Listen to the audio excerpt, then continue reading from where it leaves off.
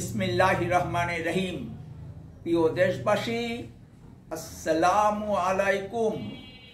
আমি সামিউল প্রধান রহমতে রাব্বানা থেকে বলছি। বন্ধন ৭৯ ইঞ্জিনিয়ার রানা জাকি হোসেন আমার আত্মীয় ও সহপাঠী।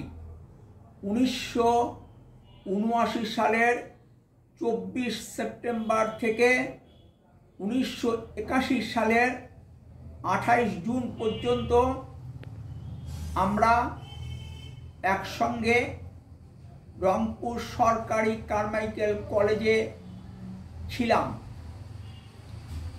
একাদশ ও দ্বাদশ শ্রেণী বিজ্ঞান খ শাখায় একসঙ্গে পড়েছি, একই প্র্যাকটিক্যাল গ্রুপে ছিলাম। দিনক্ষণ ঠিক মনে নেই, তবে ১৯৮০ সালের মার্চ মাসের একদিন টিফিন আওয়ারে আমি টিফিন খাবার জন্যে লালবাগে যাচ্ছিলাম। কলেজের গেটের কাছে পিছনে রিক্সা থেকে কলেজের অর্থনীতি বিভাগের শিক্ষক আনসারুল হক আনু ভাই পাশে দাঁড়িয়ে থাকা ছেলেদেরকে বলে, এই ছেলে কি? জবাবে ওরা বলে, স্যার এই ছেলে। এরপর আনু ভাই রিক্সা থামিয়ে আমাকে রিক্সায় উঠতে বলে। আমি রিক্সায় উঠলে উনি বলেন, দুলু যেরকম তোর ফুফাতো ভাই, আমি সেই রকম তোর ফুফাতো ভাই।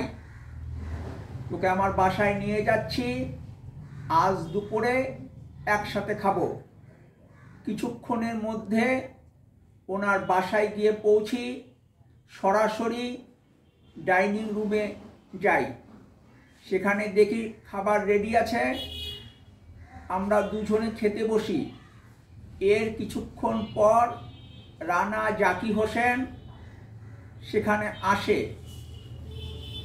ইতিমধ্যে রানা জাকি হোসেনের সঙ্গে আমার পরিচয় হয়েছে, তবু আনু ভাই আমাদের দুজনের মধ্যে পরিচয় করে দিলেন। এটি একটি ঘটনা। আরেকটি ঘটনা ১৯৮০ সালের নভেম্বর মাসে কারমাইকেল কলেজের থার্ড বিল্ডিংয়ের সামনে যে কদম গাছটি আছে, সেই কদম তলায় দাঁড়িয়ে রানা জাকি হোসেন সহপাঠীদের সঙ্গে কথা বলছিল। কথা বলা শেষ হলে ও আমার কাছে আসে এবং বলে, তুই জ্ঞান পাপি।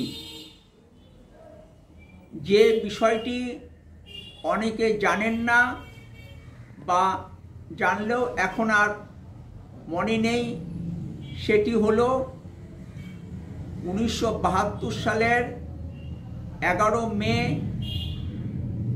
রংপুর জেলা স্কুলে আমার ভর্তি হবার পর স্কুলে ব্লু প্রিন্ট প্রণয়ন করা হয়েছিল। পরবর্তীতে স্কুলের ছাত্র এবং অন্যান্য ছাত্রছাত্রীদের দ্বারা তা বাস্তবায়ন করা হয়। ভালো থাকবেন, পরবর্তী ভিডিওগুলো দেখবেন। ফি আমানিল্লাহ, আল্লাহ হাফেজ। বাংলাদেশ জিন্দাবাদ।